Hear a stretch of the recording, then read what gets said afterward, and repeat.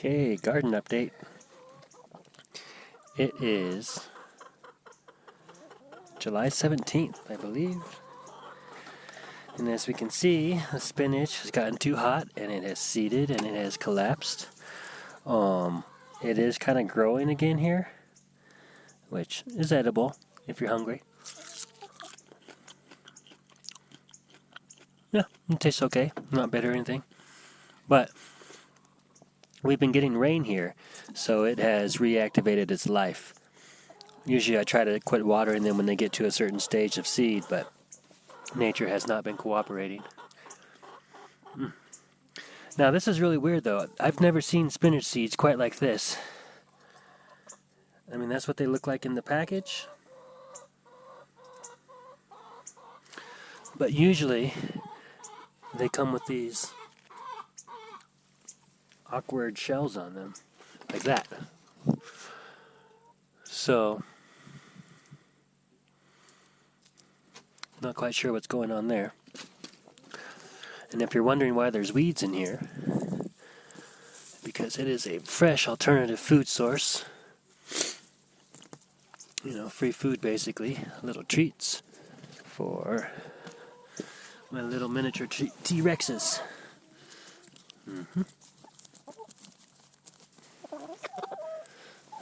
Besides, weeds are nice. Look at this guy. I've been letting these guys grow because I didn't know what they were, but look at those nice little flowers. So if I see those, I'll be keeping those. I've transplanted most of the sorrel, but this guy was stuck in the spinach, so he's still here. And this is what they look like when they seed. Anyhow, here's the chives. They've gone from nice purple flowers to this, and they have got some seeds in them. Well, whoops. Well, there's a few pollinated in there. Yeah, I could feel there's seeds in these spots. And I could see some black seeds in there too. See? Anyways. So that's good, because chives are one onions that you can have like year round. And anyways, I took all the sorrel out that was here, and I'll show you that in a minute. Okay, here's my little sorrel patch. Right up against the house, slightly sheltered. And I tell you, man, this stuff is good. Could be quite bitter though. But al dente in a salad, if you chop it up, that's your natural salad dressing. You might want to infuse some vinegar with this stuff. Absolutely lovely. And this is that mullein, I believe it's called. Now these flowers just, they spread out. If these things get a lot of water, they get huge. And the cool thing about these is the stalk will stay up all winter long, and little birds will come and eat the seeds. Pretty much all through the winter, because this thing has millions of them. And these things are soft as, almost like a lamb's ear. I think that these are good for lung congestions and things like that. Anyways, do your own research. Some more of this wild spinach. Some more of the chickens. Here we go. This is a really small cilantro. And you can see the seeds have started here, which is coriander. I prefer to grow the coriander over the cilantro, especially in cooler climates. And once you get these things going and seeding themselves, you'll just have so many insects love the flowers, and the seeds are delicious. Tell you what. Okay. These are those pitiful radishes we saw earlier. And these pods are swollen. Now look it. These ones have not, the last ones did not get pollinated. See that? So there is something going on here with the insects. I'll show you that in the greenhouse, but if you get these at the right time, they're delicious to eat, which is not exactly now. And hopefully these are pollinated, but those are the seeds inside the shell. Oh, look at that. Nice. Oh, here comes Tahira. Here comes the Scooter's in here too. Alright, so I think this is a wild mustard. Love the flowers. Insects love it. Here we got some more of this stuff. Give these to the chickens. Still got some dandelions going in here. And these little buggers, whatever they are. And this guy's getting ready to flower here too. Here's a Bibb lettuce that's flowering. Still don't know what these are. Guess we'll find out. Oh, look it, something's happening. And looks like there's a horehound in here too that decided to grow, so that's good. We'll be transplanting him. Those are great medicinally. I forget exactly what for, but this is him right here. What's up to here? They want some more of this. They're like, give us some grub.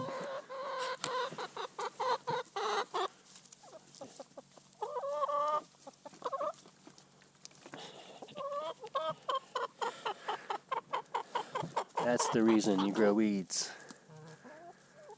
Not only does it help you make compost if you want, if you have too many, throw them in a pile, but you could also feed other animals with them. Insects love them. Looks like she's caught herself. Scooter! What's up?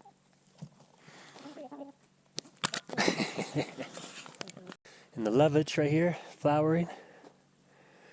This stuff kind of tastes like soap raw, but believe it or not, if you put it into soups and leftovers, it'll make everything taste awesome again.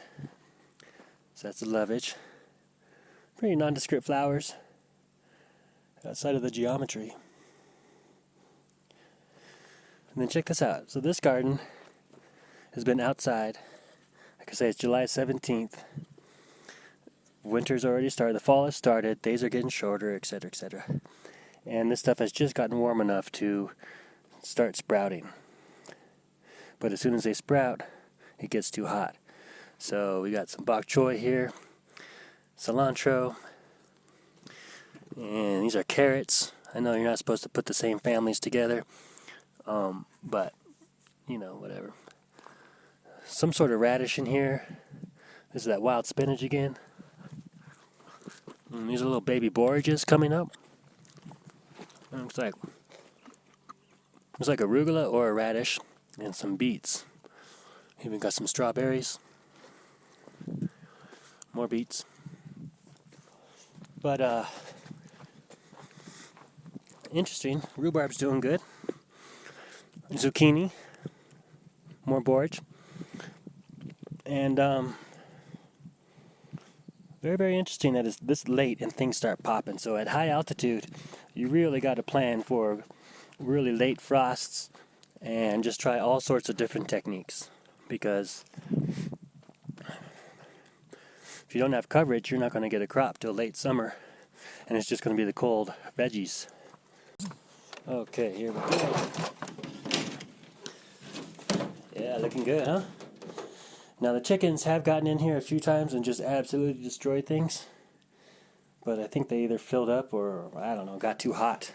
Most likely. You can see the oregano is just taking off, loving it, loves the heat. Sunflowers are killing it. I've got these beans down here that are vining. Like I say, the chickens got on this side. I got better ones back there. Here's one of those mystery flowers again. Horehound peeking through. Got all these mustards. All these lettuces are flowering. You can see. And soon I'll have billions of seeds and I'll be casting them everywhere. And, you know, like this, I didn't grow any of this or plant it. It just kind of planted itself. So if you let enough of these seeds fall, then you're going to be overwhelmed completely. You can see the kale curly leaf is doing pretty good. I did have, let's see if I got any more. Oh yeah, look at that. Ooh, gross. Now because it's so warm and whatnot, and it's hard to get bugs in here, or predator insects, I do have little infestation going on of, looks like some sort of Mexican aphid mixed with some gringos. But you know who loves that stuff? Ho ho ho! You know it. This mustard has the sauce on it. Oh, sorry. Anyhow, this is the mustards. And this is what I'm talking about. Compared to those radish pods outside, these are extremely slim. They're not getting pollinated. It's got me worried. I mean, I do have some bugs in here, but really I haven't seen a whole lot of insects this summer, and looks like we're going to have to start pollinating things ourselves, guys. This is absolutely crazy. Perhaps that's because they are in a greenhouse at 8,300, 400 feet. Or the end of the world's here and all the insects are dead. Take your pick. Either way, I saw my first honeybee in here the other day. And hopefully he'll go home and tell all of his friends. These are the bok choy seeds I pulled, but like I was saying, they're mostly empty. There should be like 20 seeds in each of those things. And even these big ones that did get pollinated. What is that? We got what, 2 seeds? Maybe a couple fell out. We're in trouble, guys. Anyhow, what else is going on here? I got the mullein killing it. Got some tomatoes killing it. Some bigger beans. Yeah, look at all these guys back in here. Nice beans. Here's another lettuce. Pull this guy. Somebody lost his top.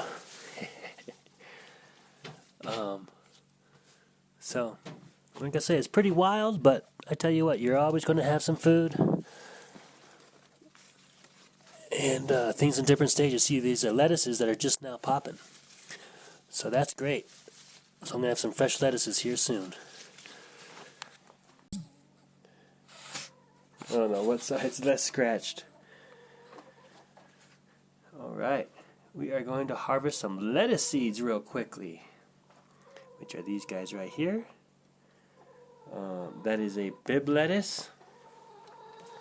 Same with this one here. Oh, looks like all the flowers have closed up. But they do have yellow flowers. Here's some more. You can see I think this is oak leaf lettuce. It has not yet flowered or gone to seed. It is now, I think it's the end of July. Or about a week away. Anyhow, the thing about this stuff, if you keep watering these guys, they will just keep on flowering and seeding. So, all you gotta do is just cut them. Get yourself a little jar. And look at that. Look at all your little lettuce seeds, huh? And then, of course, look at that. While you do this, you're going to be dropping seeds everywhere. So, you really do not have to ever plant lettuce again, at least of this type, Bibb lettuce. Because it'll grow naturally, which is all this stuff, the mustard, the lettuce, yeah, a few other things came up, the savory. I did not plant those. But look at all that. Look at that. Thousands. And that's not even all the seeds or the flowers. And you know how many plants I got. So, what do you do with the rest? You give them to your chickens. Here we go into the compost. Look at that. They love it. I gotta thin this stuff out here so they can grow a bit better. So that's what I'm doing, and collecting the seeds and feeding the chickens. Which is why I prefer, instead of having rows in a neat organized garden, to have a foraging garden, more of a natural garden like this, and then you thin it by eating it. Because there's so many more opportunities and benefits than growing in rows like a modern aggressive culture. Anyhow, stay tuned for more. In the meantime, chop on some oregano.